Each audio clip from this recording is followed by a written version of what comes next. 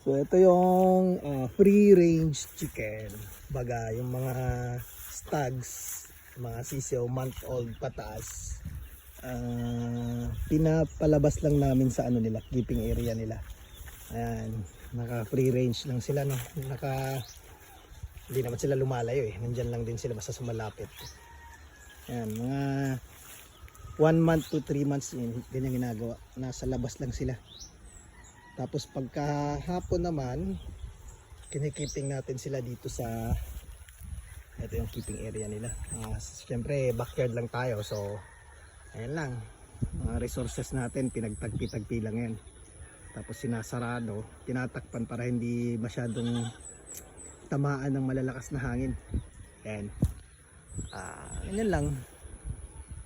Ulit-ulit lang yan, everyday pinapalabas sila. Tapos pagka kakain dyan sa loob, labas ulit, tatakbo-takbo. Pagka hapon, gabi, andun na sa keeping area nila.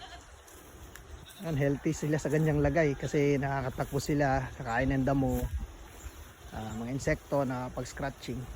Yan lang. Diba? Chill lang sila dyan. Yung iba nasa brooder pa eh. Hindi kasi magkakasunod kasi ano to, na pinalimlim lang ng mga brood hen.